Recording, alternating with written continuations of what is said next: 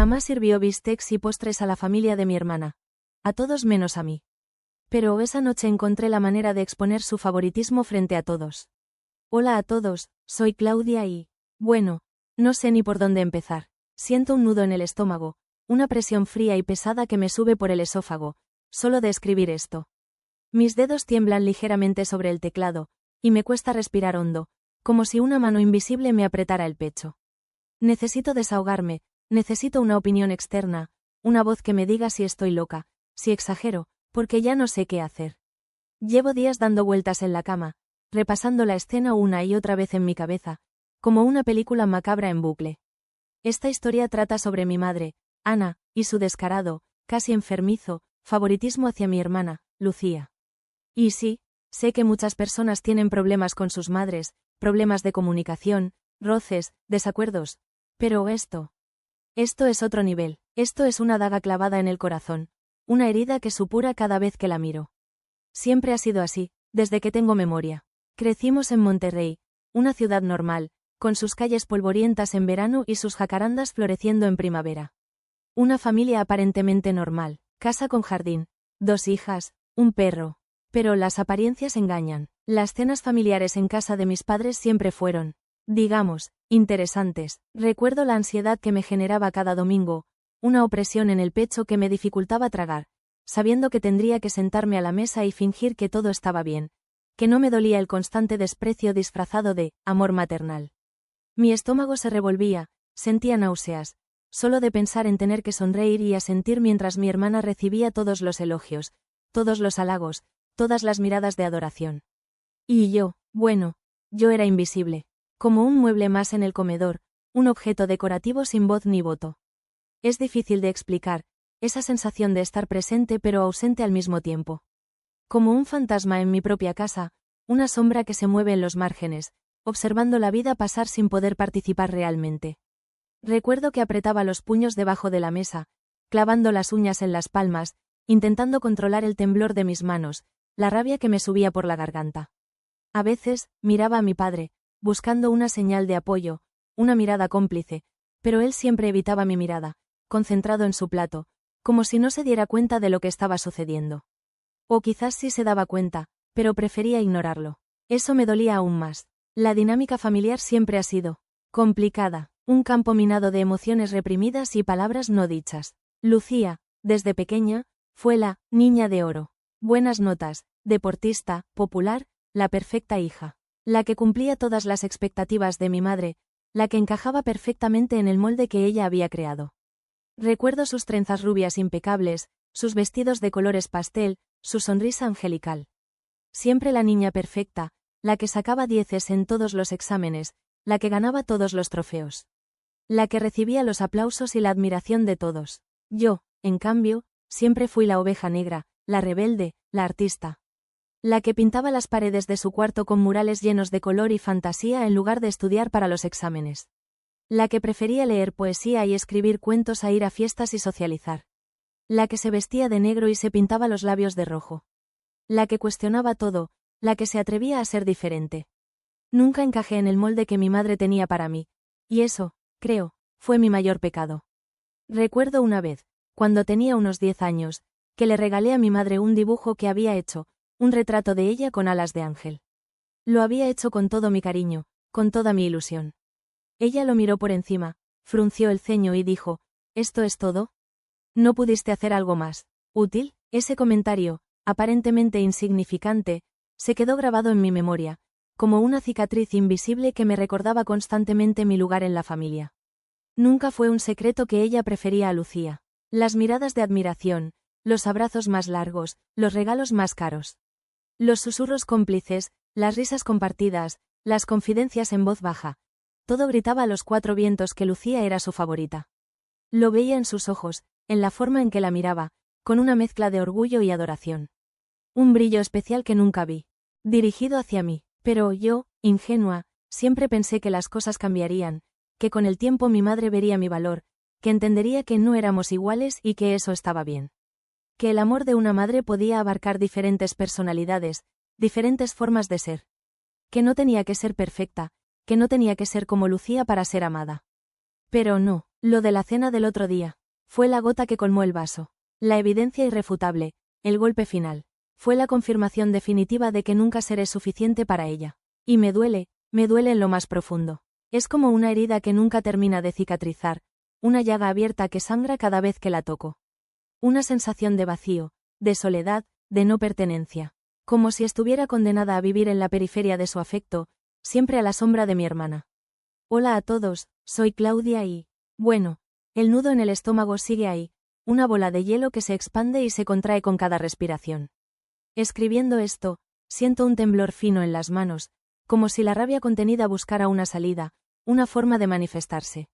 La presión en el pecho no ha disminuido, me ahoga, me roba el aire, me recuerda la impotencia que sentí ese día, la humillación que aún me quema por dentro.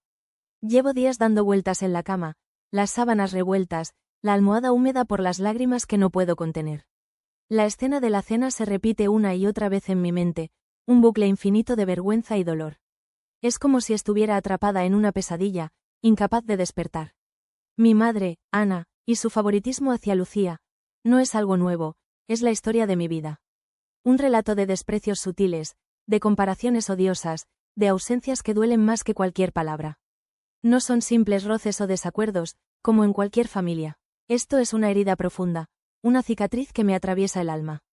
Es una daga clavada en el corazón, retorcida lentamente, una y otra vez. Y cada giro, cada movimiento, me recuerda mi lugar en esta familia. El segundo plato, la sombra de mi hermana.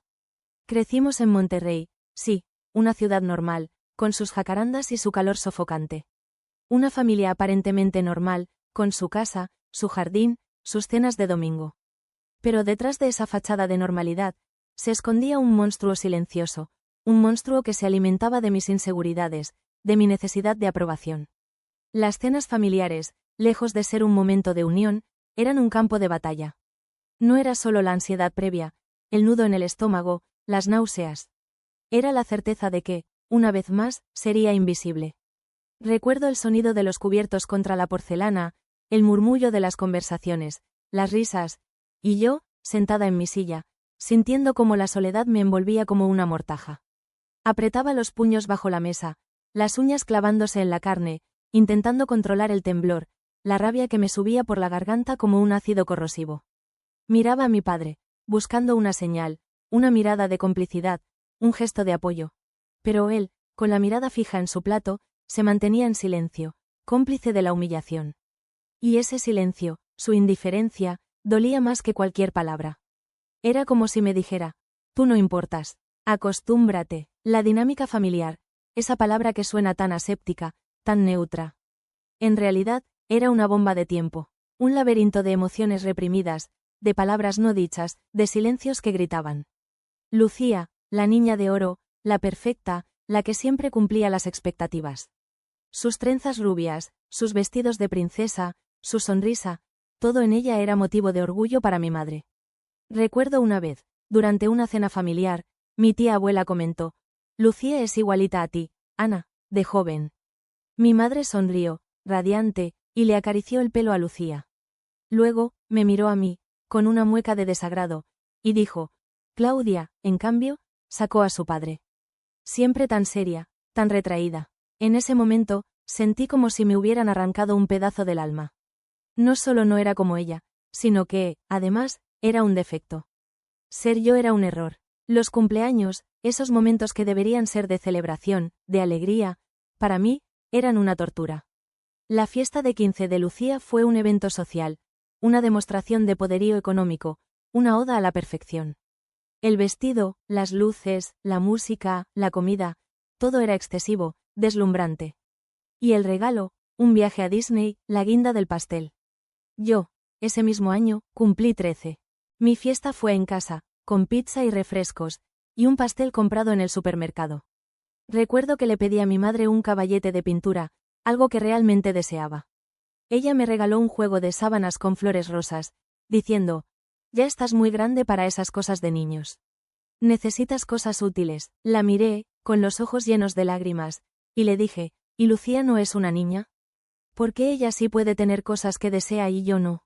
Ella me respondió con un tono seco y cortante. No seas envidiosa, Claudia. Lucía se lo ha ganado con sus buenas notas. Sentí como si me hubieran dado una bofetada. No era solo el regalo, era la humillación, la comparación constante, la sensación de que nunca sería suficiente. Las vacaciones eran otro ejemplo del favoritismo descarado de mi madre. Lucía viajaba por el mundo, mientras yo me quedaba en casa, aprendiendo a ser responsable. Recuerdo un verano en particular, cuando Lucía se fue a un campamento de verano en California. Yo le rogué a mi madre que me dejara ir con ella, pero me dijo que no tenía dinero para 2 viajes. Unas semanas después, descubrí que mi madre le había comprado a Lucía una tabla de surf nueva.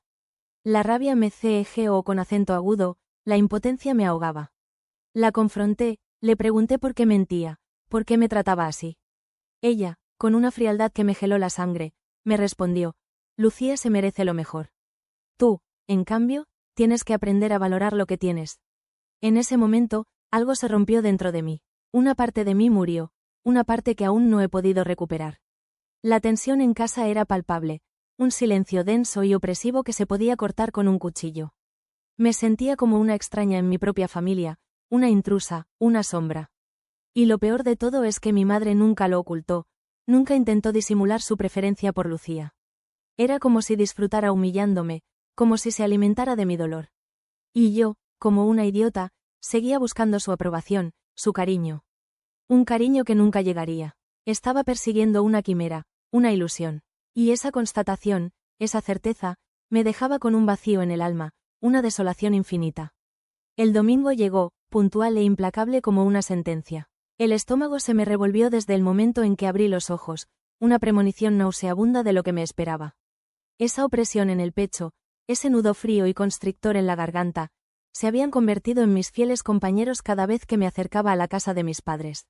Aparqué el coche frente a la fachada familiar, respiré hondo, intentando en vano calmar el temblor de mis manos, y me obligué a salir. El aroma a carne asada, que en otras circunstancias me hubiera abierto el apetito, ahora me producía una repulsión visceral. Mezclado con el dulzor empalagoso del pastel que alcanzaba a vislumbrar desde la ventana, formaba una combinación asfixiante, un presagio de la humillación que me aguardaba. Lucía, por supuesto, ya estaba allí, radiante en un vestido de verano, con su esposo Gustavo, impecable en camisa y pantalones de lino, y sus 2 hijos, Mateo y Sofía, correteando por el jardín como 2 cachorros desatados. La imagen de la familia perfecta, la postal idílica que mi madre siempre había anhelado. Una mentira, una farsa, una puñalada directa a mi autoestima. Me saludaron con la misma superficialidad de siempre, besos fugaces en la mejilla, sonrisas forzadas, preguntas vacías que no esperaban respuesta. ¿Cómo estás, Claudia?, preguntó mi madre, sin siquiera molestarse en levantar la vista del florero que acomodaba con obsesiva precisión sobre la mesa del comedor. Bien, respondí, con un hilo de voz que apenas se escuchaba por encima del bullicio infantil, sintiendo cómo la bilis me subía por la garganta. La rabia, contenida durante tantos años, empezaba a burbujear en mi interior, como un volcán a punto de erupcionar. El comedor, con su mantel blanco almidonado, sus cubiertos relucientes y sus copas de cristal, era la escenificación perfecta de la hipocresía familiar. Mi madre, con su delantal impecable, se movía con una eficiencia casi robótica, sirviendo la comida con una sonrisa que no llegaba a sus ojos. Bistecs jugosos, con las marcas de la parrilla aún impresas en la carne, puré de papa cremoso como una nube, ensalada con un aderezo de mostaza y miel que hacía agua a la boca, y el postre, un imponente pastel de chocolate de 3 pisos, decorado con fresas frescas y una montaña de crema chantilly. Una obra maestra de la repostería, digna de un banquete real. Mis sobrinos, con los ojos brillantes de anticipación, se sentaron a la mesa, impacientes por hincarle el diente a semejante festín. Mi madre les sirvió una generosa porción de todo, llenando sus platos hasta el borde. Luego, repitió la operación con Lucía y Gustavo, sin escatimar en cantidad ni en elogios a su propia destreza culinaria. El bistec está en su punto, mamá, dijo Lucía, con una sonrisa de satisfacción. Como siempre, el mejor del mundo, añadió Gustavo, guiñándole un ojo a mi madre. Mi padre, el último en sentarse, recibió también su plato rebosante de comida, acompañado de una mirada de complicidad de mi madre. Y yo me quedé allí, de pie junto a mi silla, sintiendo cómo la humillación me corroía por dentro. Esperando, con un nudo en el estómago, el plato que me correspondía. Observando cómo mi madre me ignoraba deliberadamente, Cómo se movía por la mesa como si yo no existiera. Como si fuera un fantasma, una sombra, un mueble más del comedor. Un escalofrío me recorrió la espalda, un frío intenso que me helaba la sangre. La humillación, la rabia, la impotencia, se arremolinaban en mi interior, formando una tormenta perfecta que amenazaba con arrasarlo todo. Finalmente, cuando todos ya estaban comiendo, con los cubiertos tintineando contra la porcelana y las conversaciones fluyendo animadamente, mi madre se dignó acercarse a mí. Con una sonrisa fría, calculadora, una sonrisa que me heló la sangre, colocó un plato frente a mí. Un plato que contenía arroz blanco y un poco de ensalada. Literalmente, ni un solo trozo de ese bistec jugoso que había estado oliendo durante toda la tarde, ni una cucharada de ese puré de papa cremoso que tanto me gustaba. Solo arroz y lechuga. Me miró, con esa sonrisa que aún me provoca pesadillas, y dijo, con una voz que goteaba sarcasmo: ¿Te sirvo más arroz, Claudia? Sé que te gusta mucho. El mundo se detuvo, el ruido de los cubiertos, las risas, las conversaciones. Todo se desvaneció, como si alguien hubiera pulsado el botón de mute. Solo quedaba el silencio, un silencio denso, opresivo, que me asfixiaba.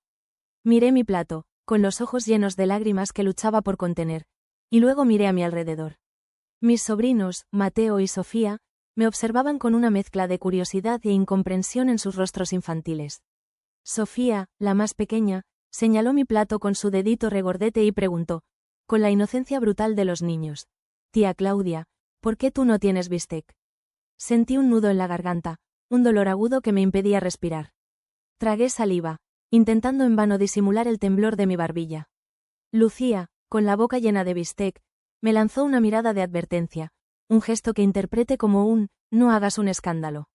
Pero yo ya no podía más. Algo se había roto dentro de mí, algo irreparable, algo que había estado a punto de quebrarse durante años. Esa era la gota que colmaba el vaso. La humillación final, la prueba irrefutable de que, para mi madre, yo no era digna del mismo trato que el resto de la familia. No era digna de un simple bistec, no era digna de su amor. La risa de Mateo, aguda e infantil, resonó en mis oídos como una bofetada. Un eco cruel que rebotaba en las paredes del comedor, amplificando mi humillación. Sofía, con la boca manchada de chocolate y migas pegadas a sus mejillas regordetas, repitió la pregunta, esta vez con un tono burlón, imitando la voz de su hermano mayor. ¿Por qué la tía Claudia come pasto? Sentí como la sangre me subía a la cara, una oleada de calor abrasador que me quemaba las mejillas, el cuello, las orejas. La vergüenza era un ácido corrosivo que me desgarraba por dentro, disolviendo la poca dignidad que me quedaba. Apreté los puños debajo de la mesa, las uñas clavándose en las palmas hasta hacerme sangrar.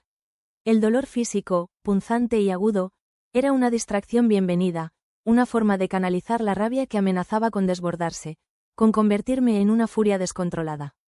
Mi cuerpo temblaba, un temblor incontrolable que me recorría de pies a cabeza, como si una corriente eléctrica me atravesara. El nudo en la garganta se había convertido en un bloque de hielo que me impedía respirar, me ahogaba, me robaba el aire. Miré a mi madre, buscando una explicación, una disculpa, una mínima señal de arrepentimiento, pero ella, ajena a mi tormento, seguía charlando animadamente con Lucía, riendo con sus comentarios, alabando la textura del puré de papa, el punto perfecto de la carne. Como si nada hubiera pasado. Como si servirme un plato de arroz y lechuga mientras el resto de la familia disfrutaba de un festín fuera lo más normal del mundo. Como si yo no existiera. La náusea que había sentido al llegar se intensificó, un mareo repentino que me obligó a agarrarme al borde de la mesa, los nudillos blancos por la fuerza con la que la apretaba, para no caerme. El mundo a mi alrededor parecía distorsionarse, los colores se volvían borrosos, las voces se convertían en un murmullo ininteligible, como el zumbido de un enjambre de abejas. Las caras de mi familia, iluminadas por la cálida luz del comedor, se transformaban en máscaras grotescas, sonrientes y burlonas. Solo quedaba el eco de la risa de mis sobrinos, una melodía cruel, infantil e implacable que se repetía una y otra vez en mi cabeza, martilleando mi cerebro, grabándose a fuego en mi memoria. Cerré los ojos por un instante, las pestañas húmedas por las lágrimas que luchaba por contener, intentando controlar el temblor, las náuseas, la rabia. Respiré hondo, varias veces, llenando mis pulmones de un aire que sabía a ceniza, a derrota, intentando en vano recuperar el control de mi cuerpo, de mis emociones, de mi propia vida. Pero era inútil, la humillación era demasiado grande, el dolor demasiado profundo, la herida demasiado abierta. ¿Te pasa algo, Claudia? Escuché la voz de Gustavo, teñida de una falsa preocupación que me revolvió el estómago. Abrí los ojos y lo miré, su rostro borroso a través de la neblina de mis lágrimas.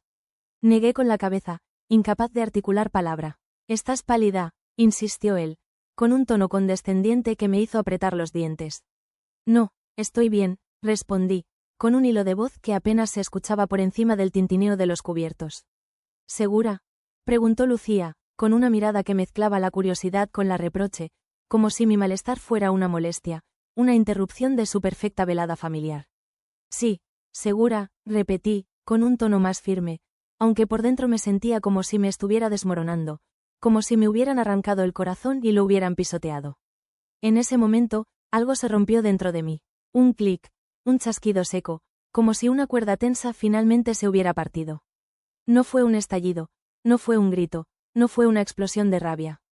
Fue algo silencioso, interno, casi imperceptible, una sensación de liberación, paradójicamente, mezclada con una rabia fría, calculadora, que se extendía por mis venas como un veneno. Ya no podía seguir soportando ese trato, esa humillación constante, esa indiferencia disfrazada de amor maternal. Se acabó, esa sería la última vez. Abrí los ojos, y la mirada que encontré en el reflejo de la cubertería, en el brillo del cristal, era la de una desconocida. Una mirada dura, fría, decidida. Una mirada que me asustó y me reconfortó al mismo tiempo. Sabía, con una certeza absoluta, que mi vida, a partir de ese momento, iba a cambiar. Que ya nada volvería a ser igual. La humillación se transformó en una fuerza silenciosa, una determinación férrea.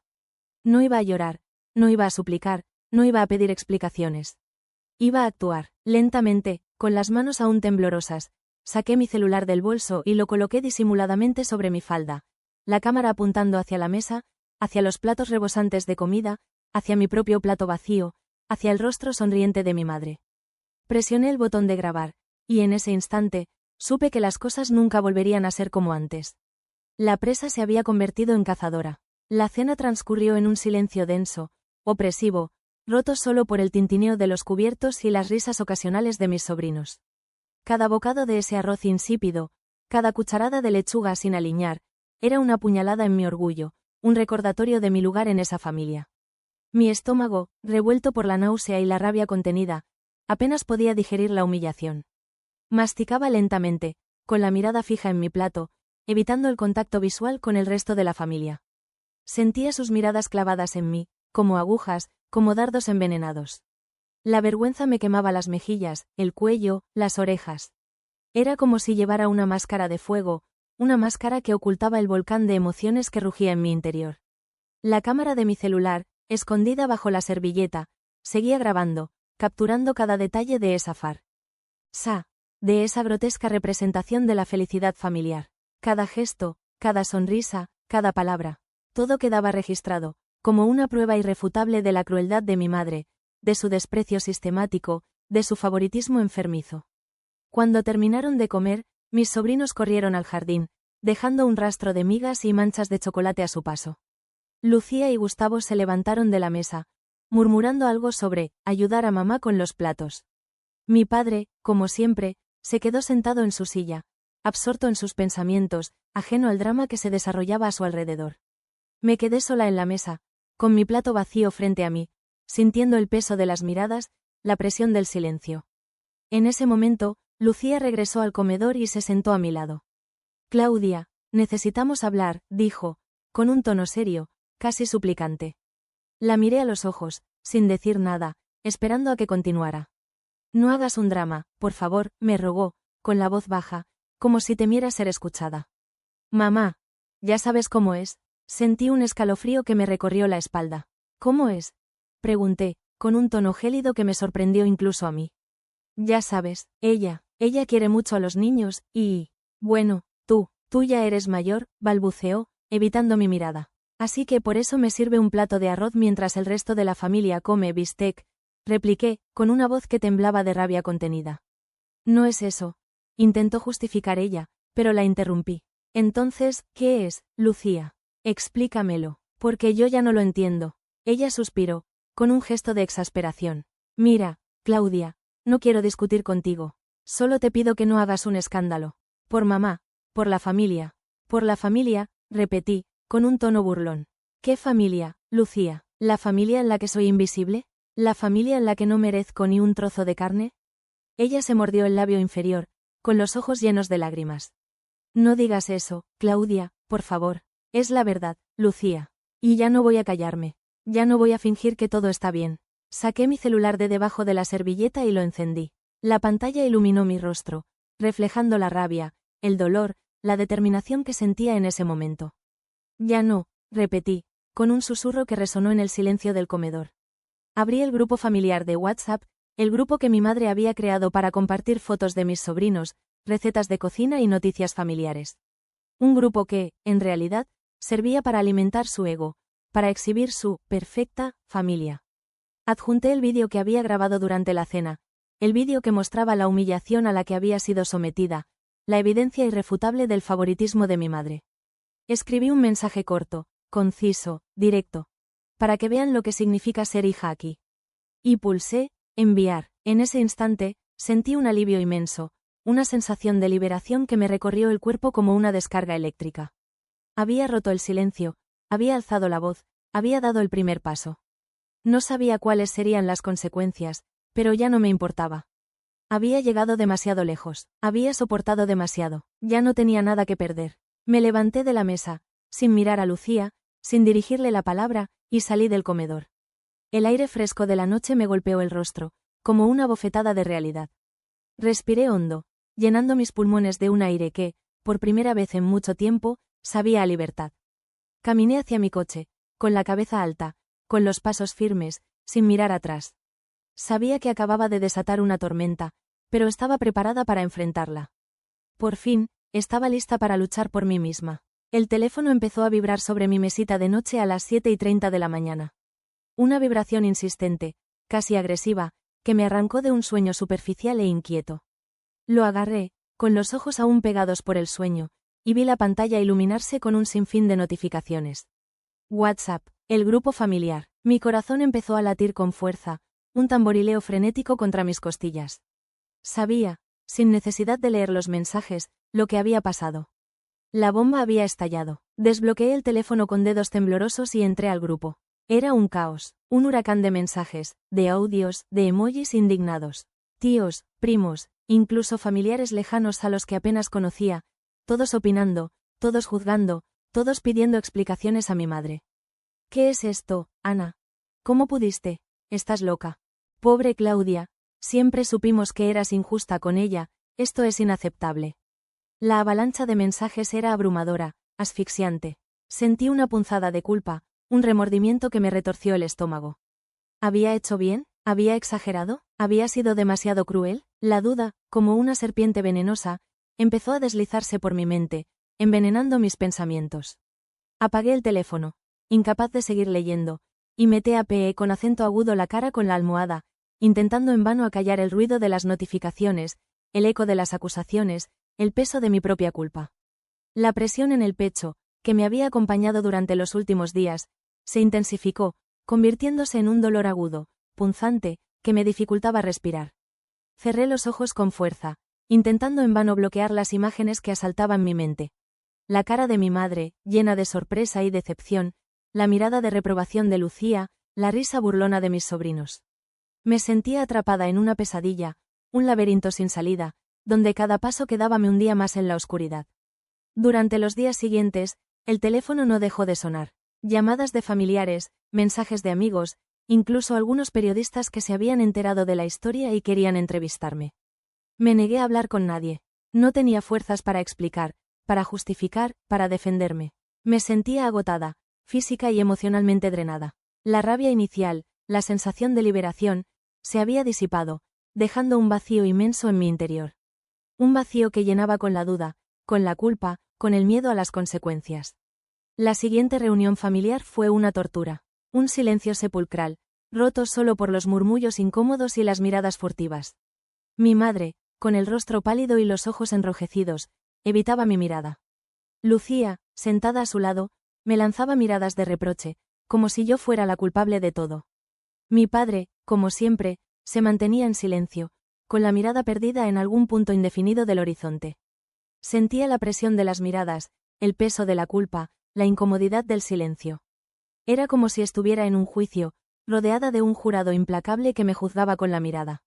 Después de la cena, cuando todos se disponían a marcharse, decidí hablar. Saqué mi celular del bolso y, con las manos temblorosas, reproduje el vídeo frente a todos. El silencio se hizo aún más denso, más opresivo. Las caras de mi familia, iluminadas por la fría luz de la pantalla, reflejaban una mezcla de sorpresa, de indignación, de vergüenza. Mi madre se quedó sin palabras, con la boca entreabierta, como si hubiera recibido un golpe en el estómago. Su mirada, fija en la pantalla, era una mezcla de dolor, de incredulidad, de arrepentimiento. Tal vez, en ese momento, sentí una punzada de culpa, un remordimiento que me retorció las entrañas. ¿Había sido demasiado cruel? ¿Había humillado a mi madre frente a toda la familia? ¿Había destruido la poca armonía que quedaba en nuestro hogar? La duda me carcomía por dentro, como un ácido corrosivo. Pero, al mismo tiempo, sentía una extraña sensación de liberación. Por primera vez en mi vida, había alzado la voz. Había roto el silencio, había expuesto la verdad, y aunque dolía, aunque me hacía sentir culpable, sabía que era necesario. Era la única forma de romper el ciclo de humillaciones, de desprecios, de silencios cómplices. Era la única forma de empezar a sanar. Han pasado semanas desde el incidente del bistec, como lo llamo ahora en mi cabeza. Semanas que han parecido años. La tensión en la familia es palpable, cortante, como un cuchillo afilado suspendido sobre nuestras cabezas, amenazando con caer en cualquier momento. Mi madre apenas me habla. Cuando lo hace, su voz es fría, distante, como si estuviera hablando con una extraña. Me duele, claro que me duele. A pesar de todo, es mi madre. Pero al mismo tiempo, siento una extraña sensación de paz. Una calma tensa, sí, pero calma al fin y al cabo. Como si hubiera arrancado de raíz una muela infectada que me había estado torturando durante años. Duele, sí, pero la infección se ha ido. Lucía, por otro lado, me mira con una mezcla de resentimiento y lástima. Me ha llamado varias veces, intentando justificar a mi madre, diciéndome que, exageré, que, mamá no lo hizo con mala intención, que, siempre me ha querido. Mentiras, todas mentiras piadosas que intenta creerse a sí misma para no enfrentarse a la cruda realidad. Que nuestra madre siempre la ha preferido a ella, que siempre he sido la segunda opción, la sombra, la que nunca ha estado a la altura. Y lo peor es que sé que Lucía, en el fondo, lo sabe. Lo ve, pero prefiere mirar hacia otro lado, refugiarse en la comodidad de la negación. Lo que más me duele, quizás, es la reacción de mi padre. Sigue en silencio, como siempre, como si todo esto no fuera con él, como si el favoritismo descarado de mi madre, la humillación constante a la que me ha sometido durante años, no fueran asunto suyo. Su silencio es ensordecedor, más doloroso que cualquier grito, que cualquier reproche. Es la confirmación definitiva de su cobardía, de su incapacidad para protegerme, para defenderme. Para quererme, quizás, la dinámica familiar ha cambiado, sí, pero no de la forma que yo esperaba. Mi madre ya no puede negar su favoritismo. Está ahí, a la vista de todos, como un elefante en la habitación. Pero en lugar de reconocerlo, de pedir perdón, de intentar reparar el daño, se ha encerrado en sí misma, construyendo un muro de silencio a su alrededor. Un muro que nos separa, que nos aleja, que nos convierte en extraños. Y eso, quizás, es lo más triste de todo. He perdido el apetito, duermo mal, me despierto en medio de la noche con la sensación de que me falta el aire, con el corazón latiendo a 1000 por hora. Repaso una y otra vez la escena de la cena en mi cabeza, como una película macabra en bucle. Veo mi plato de arroz, la sonrisa burlona de mi madre, la risa de mis sobrinos. Siento la humillación, la rabia, la impotencia. Y me pregunto, una y otra vez, si hice lo correcto. Si valió la pena. He recibido mensajes de apoyo de algunos familiares, de amigos, incluso de desconocidos que se han enterado de la historia. Me dicen que soy valiente, que hice bien en alzar la voz, que no debo sentirme culpable. Y sus palabras me reconfortan, me dan fuerzas para seguir adelante. Pero la duda persiste, la culpa me roe por dentro. Me pregunto si rompí mi familia, si destruí la poca armonía que nos quedaba. Me pregunto si, al final, el precio de la libertad ha sido demasiado alto. Y aquí estoy, frente a la pantalla del ordenador, escribiendo esto, desahogándome con un grupo de desconocidos en Internet. Buscando una respuesta, una validación, una señal que me indique si hice lo correcto. Si soy la villana de esta historia, la que destruyó a su familia por un plato de bistec. O si, por el contrario, soy la víctima, la que finalmente se atrevió a romper el silencio, a enfrentarse a sus demonios, a luchar por su propia dignidad. Aita, ¿fui yo la idiota? ¿Exageré? Necesito saber qué opinan. Necesito una opinión externa, una voz que me diga si estoy loca, si soy la mala de la película. Porque ya no lo sé. Ya no estoy segura de nada. Solo sé que estoy cansada. Cansada de luchar, cansada de callar, cansada de sentirme invisible. Cansada de ser la segunda opción. Cansada de ser, yo,